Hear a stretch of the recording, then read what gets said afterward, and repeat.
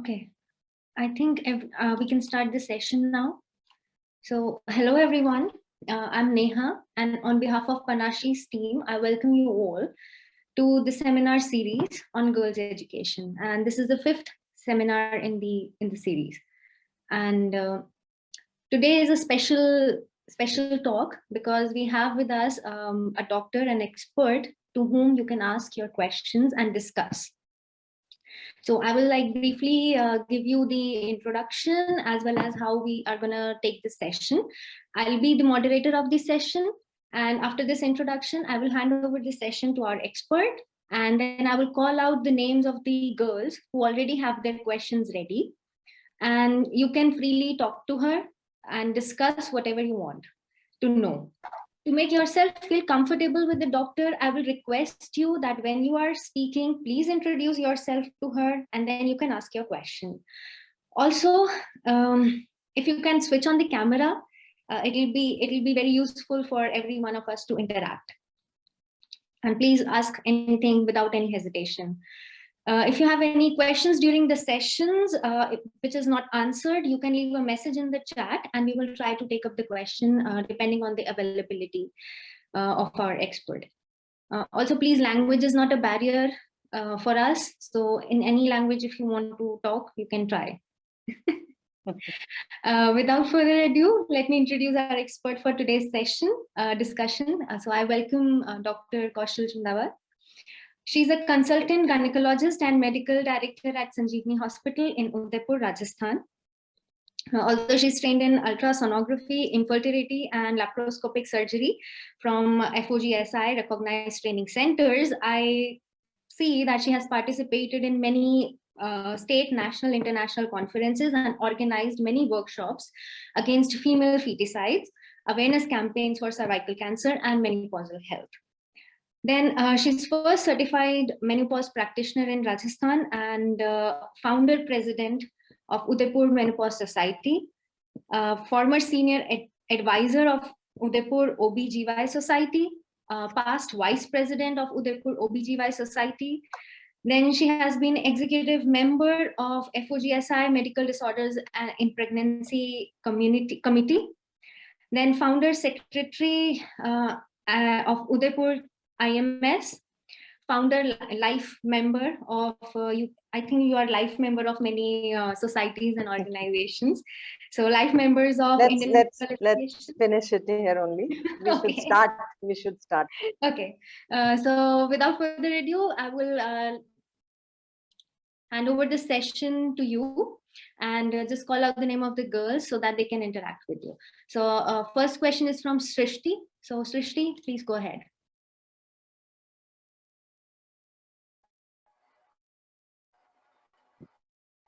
Okay. Hello. Thank you so much for joining us. And yeah. So,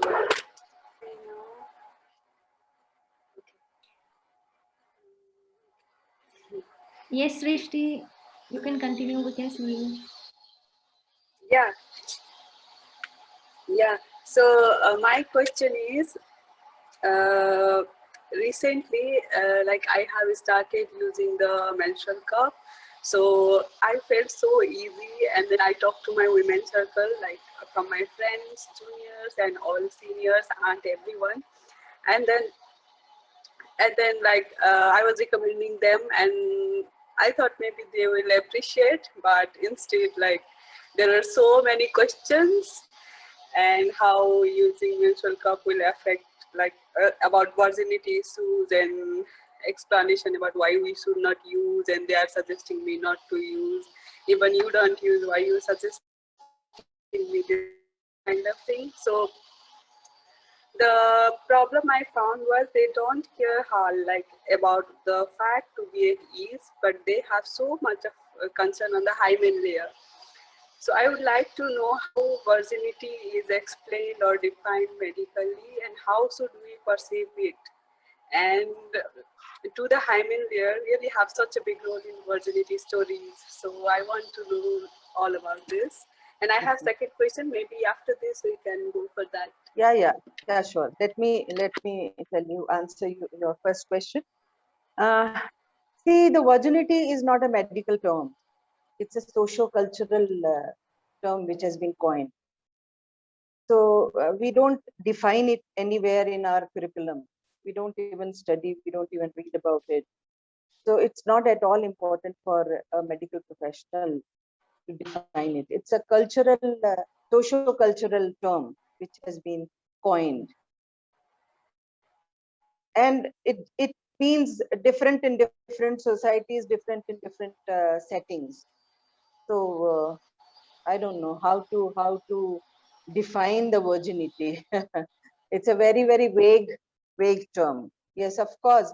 In India, all the rape victims are tested for their virginity by looking at the hymen and examining the introital length. So that is there, of course. They have to do it. There is no other way of knowing it. And therefore, they are using it. There are many humanitarian questions on this issue also. It's a very, very controversial thing world over, that how should you check and what should you do, and you should not examine a rape victim like this, which is in practice these days. But nothing has happened so far. There is no common consensus on examining a rape victim and finding out their virginity. And as regards, especially if I talk of Indian women, Indian culture, they have this question in their mind that why only female virginity is tested. So for your information, I'll tell you there are many other countries where male virginity is also tested. So don't think about that. You shouldn't even think of testing virginity. Forget about it. And regarding using a menstrual cup, it has nothing to do with the virginity. And these days, see, intact hymen is considered to be virgin. Now the hymen can be torn by many other ways also. Since the age of marriage is also increasing, since the activity in that age group is more now, they are not sitting at home, they are playing around, they are cycling, they are doing many things. So hymen can get ruptured by any means. So those who are educated, they understand what we mean by torn hymen. So don't think about that. Thank you for answering this question. I think Srishti has some problem with her connection, but that was really informative. But she was the one who wanted to know. So I think she has to click through VPN, so that's why. Okay. But she will get her answer because she wanted to ask some other question, second part of it also. If she's not there, we can go ahead with the second. Yes, we can. So she asked, like, her period is much easier when she is doing exercises throughout the month, and it will be terrible in the month when she's not doing exercise in terms of blood flow and cramps. Okay. So she just want to know how this exercise affects period cramps and blood flow. This is her second question. See, the exercise now have been, it's a proven fact now that the exercise has impact on your body, entire body, whatever it is. Maybe it is heart, lungs, or uterus, or vagina, whatever. Yeah. So it does have an impact on your menstrual cramps and all that. So it's been proved now. There's no question about it, that you must exercise to, have an easy period. Oh, okay. That's also informative. Yeah, okay, but it's not necessary. See, if you don't exercise that month, you will have a problem.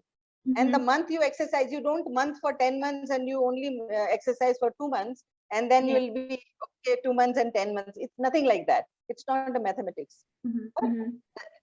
Of course, the exercising does help in reducing the menstrual cramps. It has been proved now. Okay, like a little bit of regular exercise should be there. You should. Thank you so much. So now let's move to the next participant, and I'll request Ritama, go ahead with your question. Hello, Dr. Kaushal. It was nice to listen to all those things from you. And I have a question. I stay in China. I have been in Europe for a while.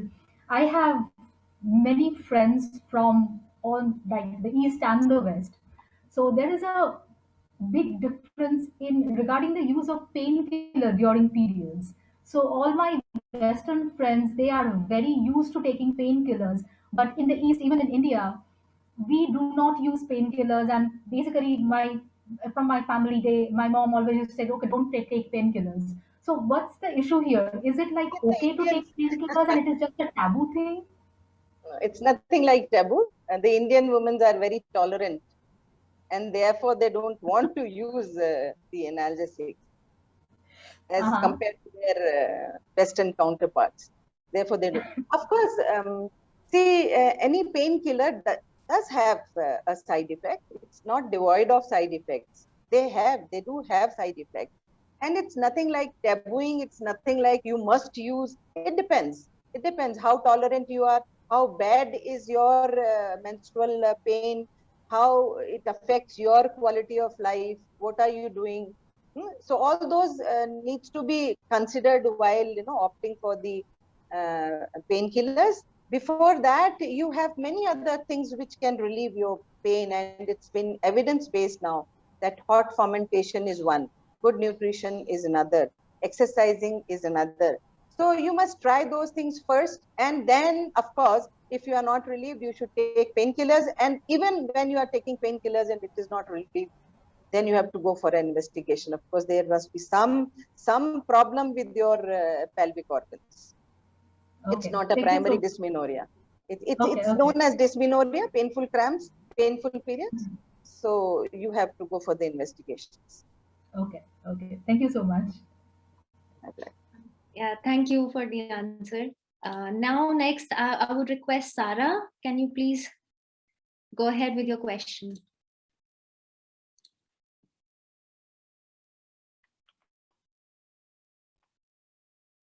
Sarah.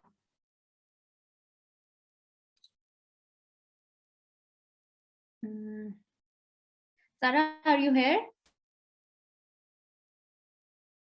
Okay, I Her think her it is is mute. not on, and Sarah, it's you mute. are She has un- to unmute. yeah.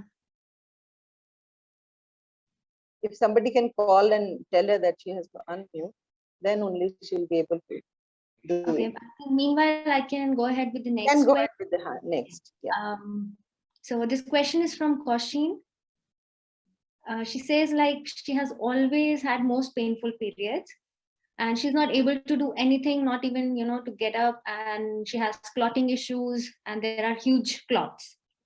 Also, she get lots of gasp in menstrual cycle, like during the cycle. Sometimes it gets 1 month late. Sometimes it comes twice a month, and sometimes extremely painful.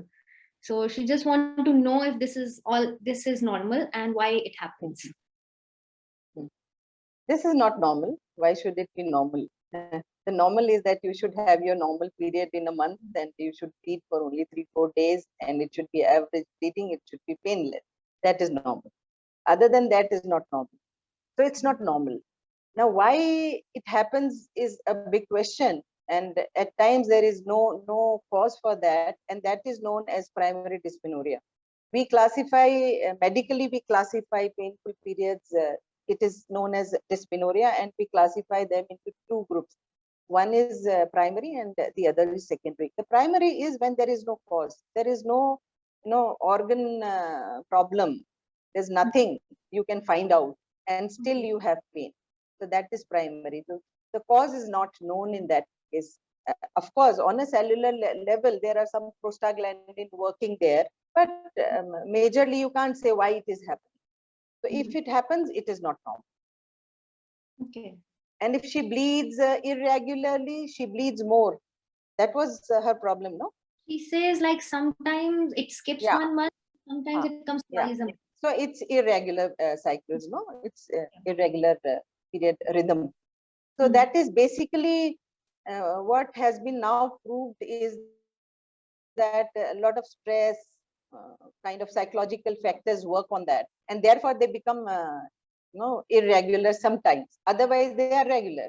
So there is kind of some stress related when you skip your periods. Okay, Maybe because I can subconscious. I can add on my question onto this because Yeah. initially when it starts, people say, okay, it's the beginning. Take it, give it time. It will become regular with time. And no, basically, like I'm 32 years old and my periods are still irregular. Like this. See, everybody has their own rhythm, a cycle rhythm. They have it. If it is 40 days for you, it is normal for you. Okay, but sometimes it skips, like once a year. I will skip 1 month. Yeah. And That is, there must be some factor operating in that particular month. There Mhm. must be something in that particular month that is affecting your psyche, because after all, menstrual cycle is controlled by your pituitary and the upper brain.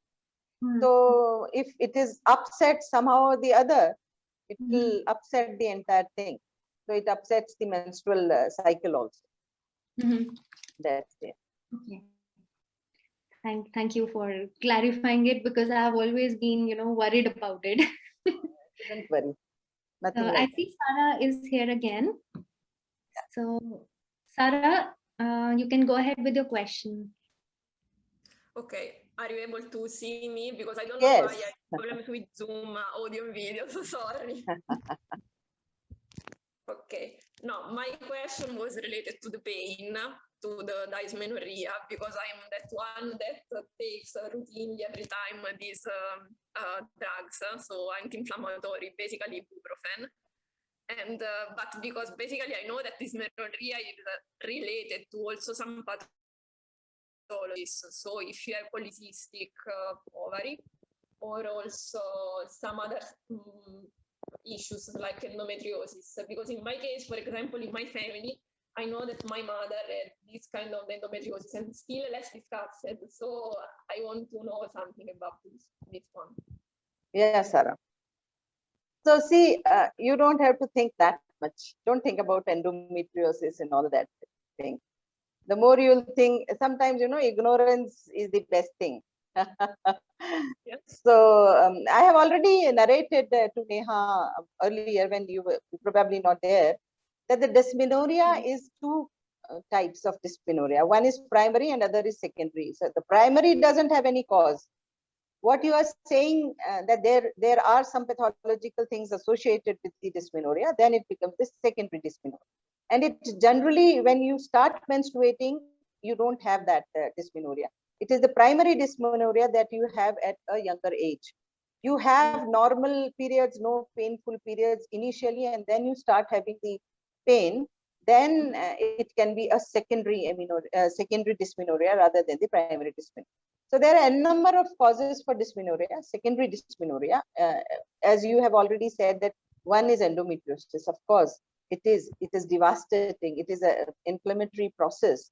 So that is troublesome, and it causes a lot of pain, and deep pelvic pain and dyspareunia and many other things are associated with endometriosis. Other than endometriosis, there are other causes for the pain, and that includes pelvic inflammatory diseases, sexually transmitted infections, ultimately leading to upper reproductive tract infections.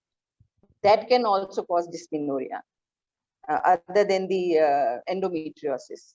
Somebody was saying about PCOD. PCOD doesn't cause dysmenorrhea. PCOD is not a cause for dysmenorrhea, so don't worry. Endometriosis, yes, of course, it is. And it is very, very tough to diagnose it in early years of your menstruation, because we can't do the transvaginal scan and all that.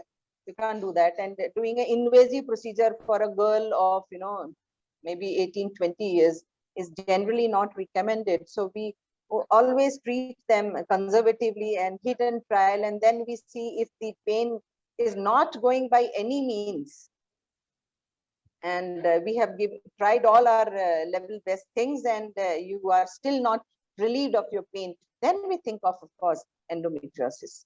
And for endometriosis, you really need to be investigated properly, including the ultrasound, transvaginal ultrasound, and MRI, and laparoscopic at times.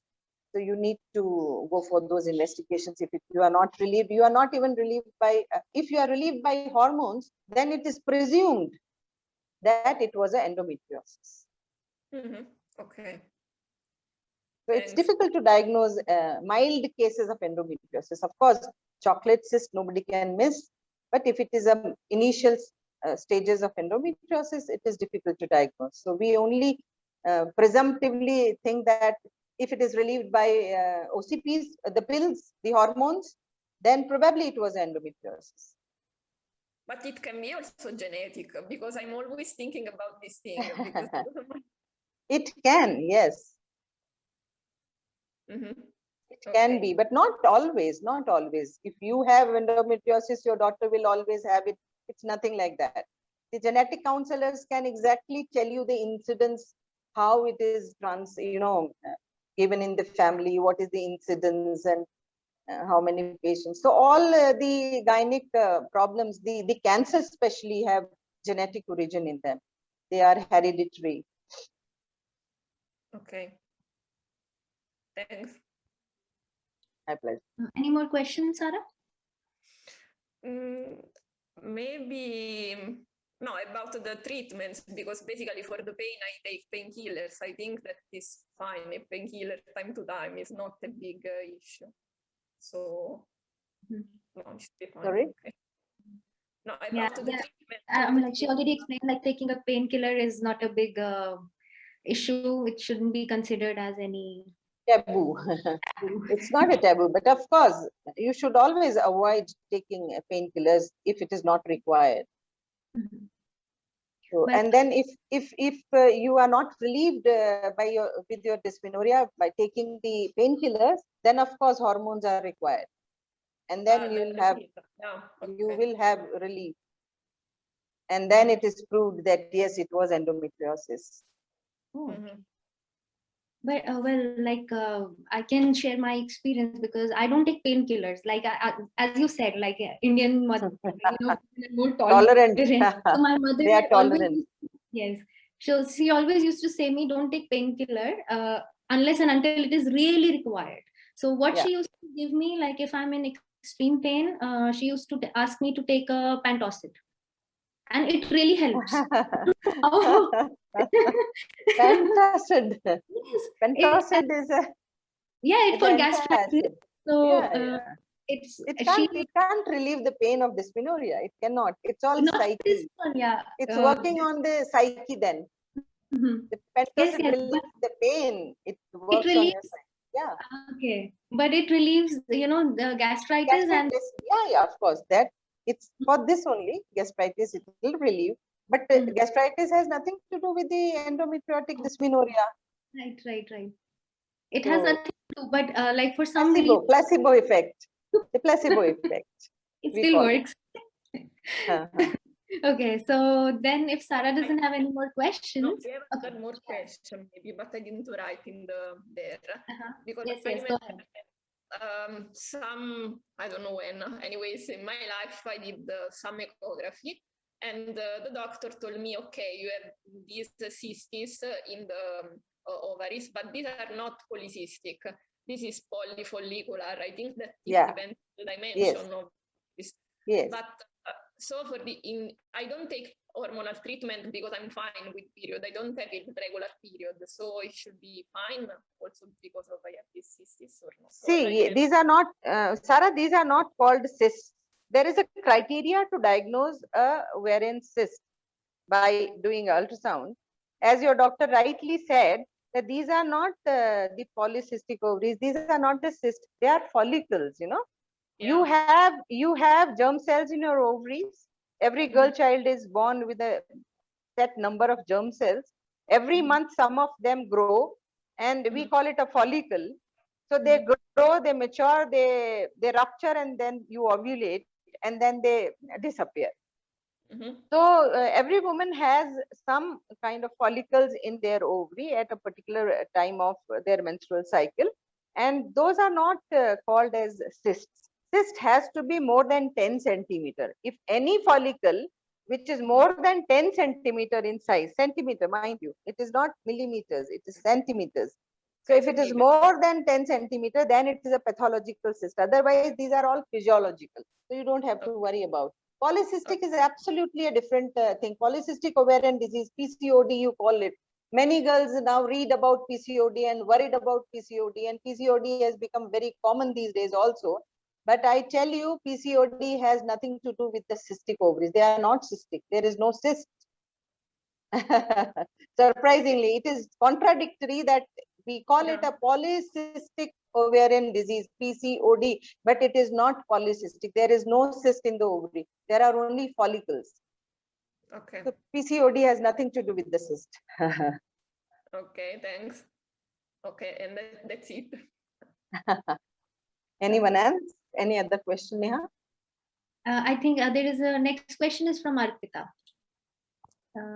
Arpita, please go ahead with your question. Hello. Hi, this is Arpita, but I'm so sorry if I just switch on my video, I might get disconnected. So just, it's so nice to get you here, first of all, and everybody asking questions. A lot of things which were there in mind, it's getting clear. So my question is, how much stress affects the gynecological issues? And I have a second question as well. See, how much there is no evidence. There is no fixed data on how much it affects, but it does affect. That is been proved. That it does. There are n number of studies carried out world over, and it has been seen now that the stress affects the reproductive organs, particularly the ovary. It doesn't affect the uterus, but it affects the ovary, and then ovary affects the uterus. See, there is a axis from brain to the introitus, the cervix. So the stress which is there in the brain can affect your ovaries, and then your ovaries can, handle with the hormones, and then everything go berserk. So it has impact on the reproductive organs. The stress has impact on that. The other part of the question?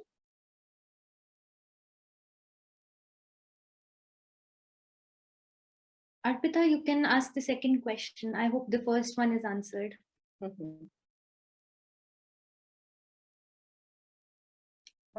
Her audio is also gone.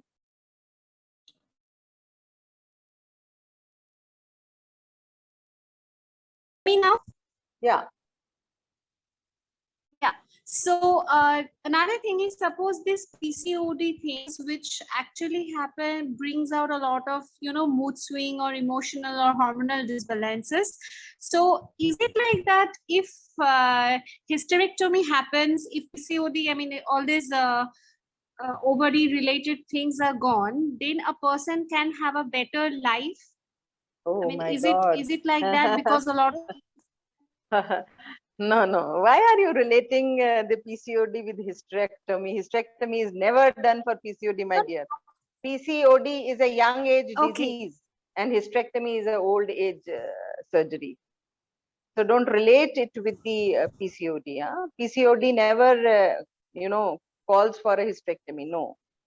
PCOD has its own treatment modalities. It doesn't have a treatment modality is not a hysterectomy. Hysterectomy, you mean to say, is removal of the uterus and ovaries? You want to say this? removal of the ovary. It's No, ovary, yeah. hysterectomy is the removal of uterus. Oophorectomy is the removal of ovaries. So you don't go in the medical term. You straightforward ask me your concern. Don't go in the medical terms. You just ask me your question. What do you want to ask about PCOD? You wanted to ask something about PCOD. Yeah, PCOD, I mean, this is what we generally read about, right? Like PCOD, people have a lot of mental issues. I mean, some mood swings or so many things happen. So if do you understand what is PCOD? Do you understand what is PCOD?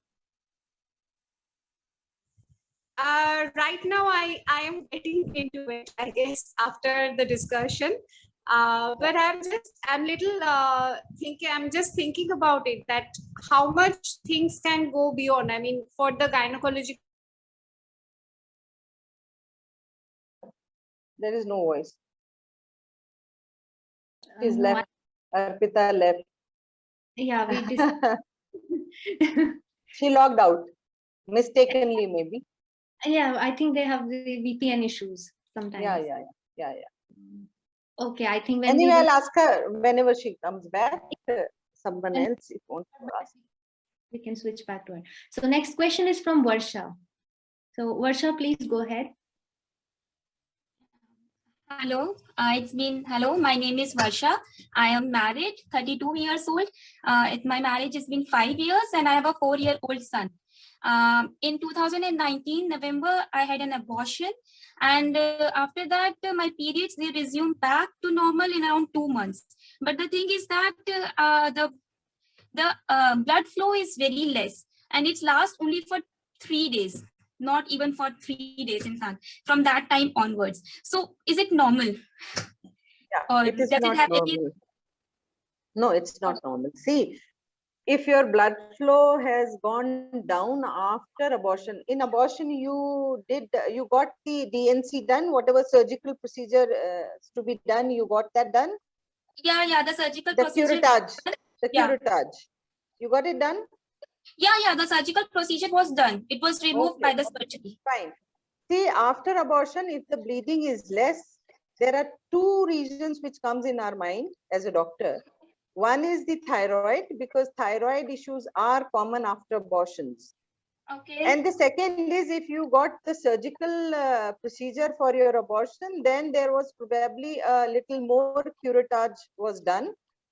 And that curettage leads to, denudation of that endometrial lining from the base, and then it doesn't grow. Okay. Sometimes you have this issue.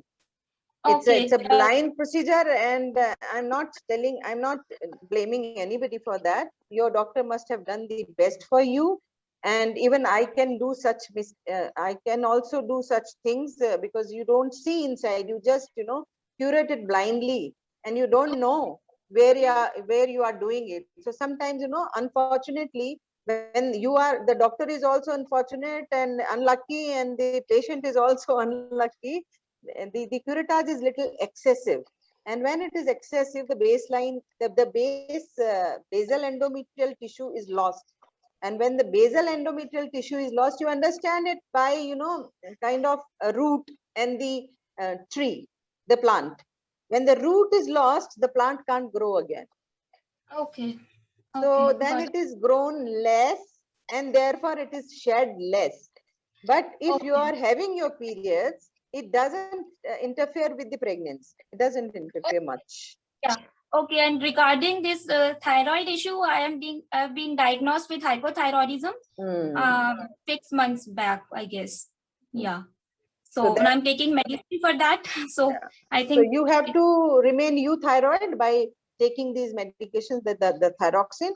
If you can handle it by your naturopathy, you should. If you cannot handle it with your naturopathy, then you should take the thyroxine. That is the only answer for this. And thyroid can also lead to the scanty bleeding at times. Okay, and the second question I have is that considering the fact that I'm sexually active, and in last few months, the thing happened that during the intercourse, sometimes the release is inside the body. And to prevent the pregnancy, as I don't like to be have the baby now, so I prefer to take the contraceptive pills.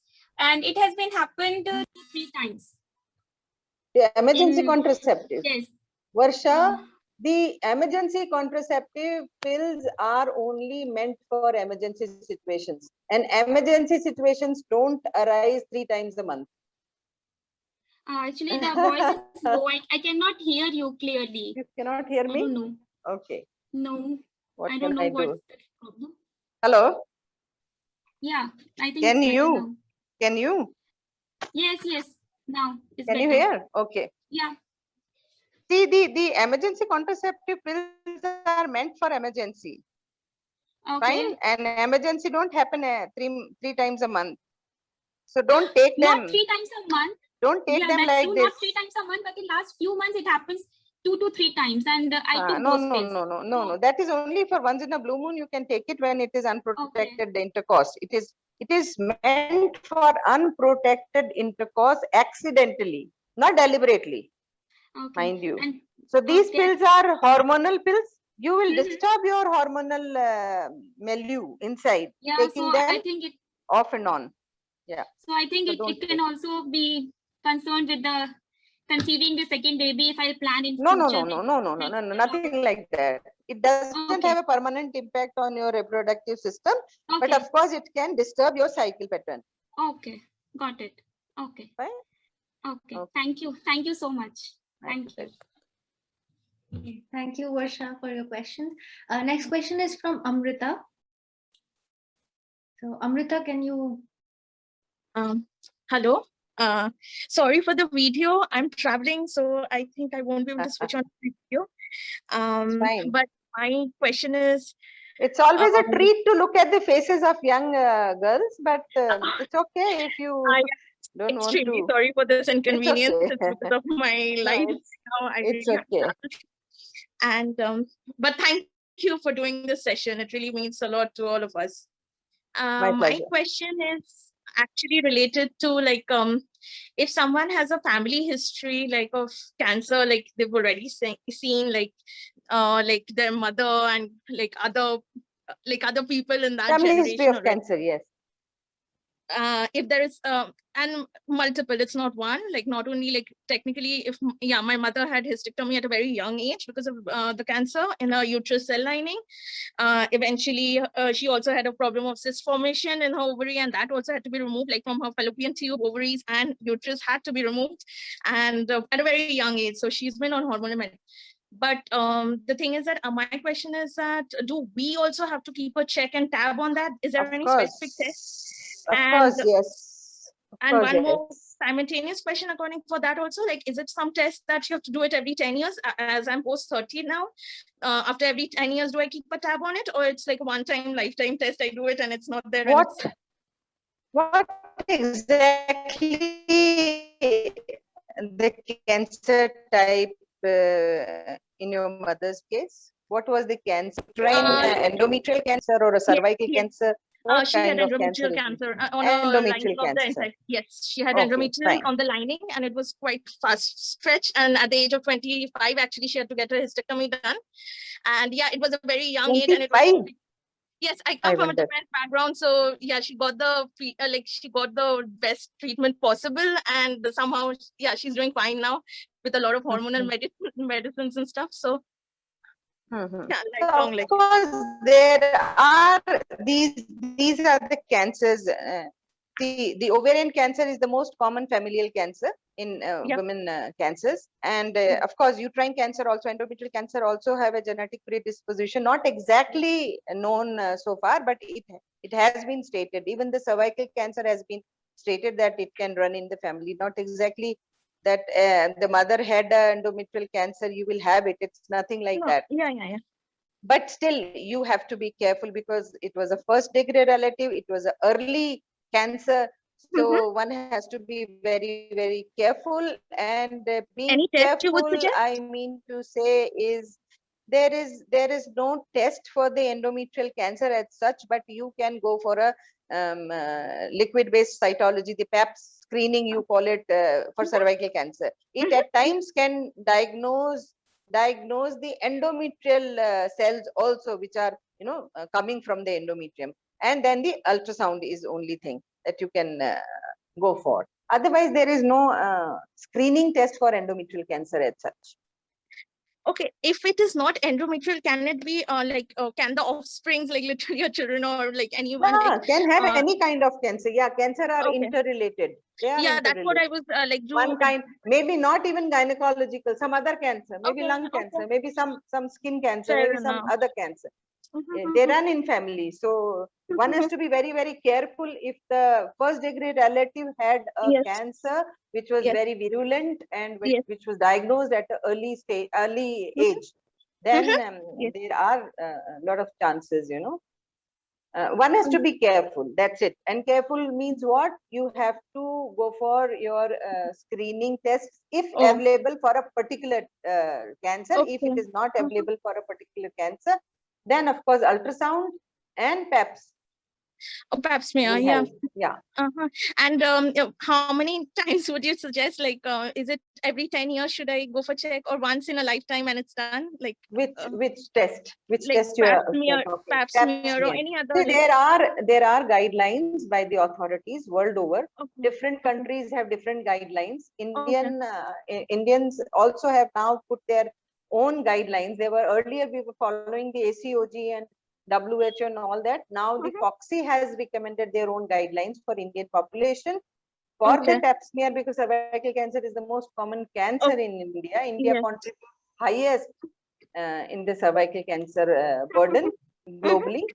So Okay. the pap smear is now, I mean, very popular screening test, and it is been recommended that it should start from the age of 25 years. Oh, okay. It should start from the age of 25 years, and then there are many modalities of screening, including some visual tests to the PAPs and all that. The pap smear is recommended, and HPV, of course, the Okay. dual test we call it. So if it is only pap smear, one has to start it if they are sexually active, mind you. Okay. So then it has to be started at 25 years of age. So Okay. 25 years of age, one has to start. And if it is only PAPS, you have to get it done every 3 years. Oh. Till the age of maybe 65 years. Oh God. Every 3 years. And if it is the HPV plus PAPS, both are done, then they are done every 5 years. And then it depends. You have got your pap smear done, and then there is some problem. It is not normal. Then the frequency will change. You have to get it repeated. Oh, so then the protocols are different. Then the protocols are different. If it is normal, if the PAPS you have got it done today and it is normal, you have to get it done after 3 years. If that is also normal, you have to get it done after next 3 years. That is also normal, then next 3 years. And 3 tests consecutively negative, then probably 5 years up to the age of 65. So that is the recommendation. Thank you so much for your insight. Really means a lot to me. Thank you. Any other question? No. Thank you so much. Have a nice evening.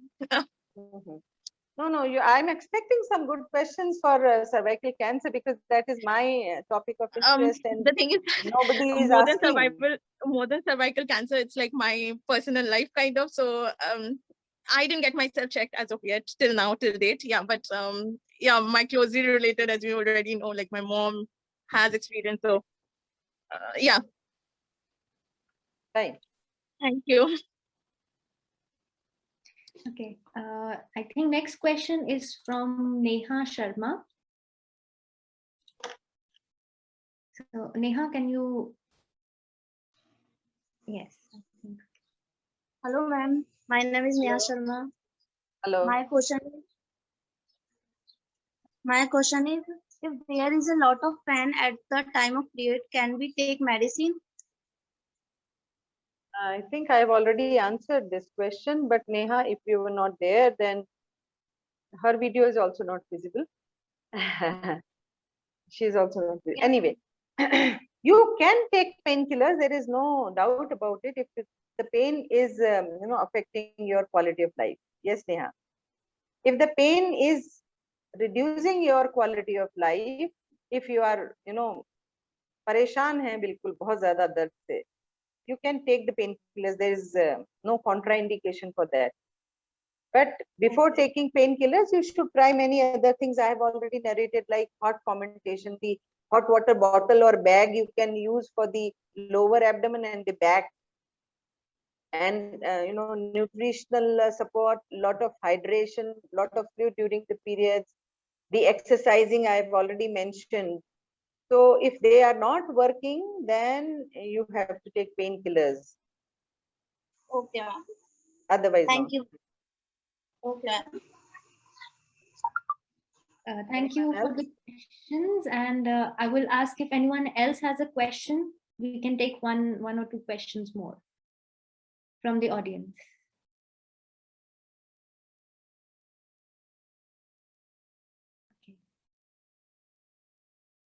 I think there is no question now, but one thing I would like to say from my side regarding cervical cancer is that the cervical cancer is a preventable disease, 100% preventable cancer, and it is the only cancer which has got its vaccine now, the only cancer in the world which has got its vaccine. So you girls must know about the cervical cancer vaccine, right? So there are cervical cancer vaccines available now in India, and you must go to your doctor and ask them, and you should get it. The recommendation in India now is after the age of 9 years, a girl should be vaccinated for prevention of cervical cancer. That is the additional information I would like to give to Panashi Foundation platform. Fine. Yes, Anything thank you. else? This was quite insightful. Like all the questions that you answered, and I think everyone enjoyed to get this information. I don't see any more questions. If anyone wants to add something or ask something, please, this is your chance.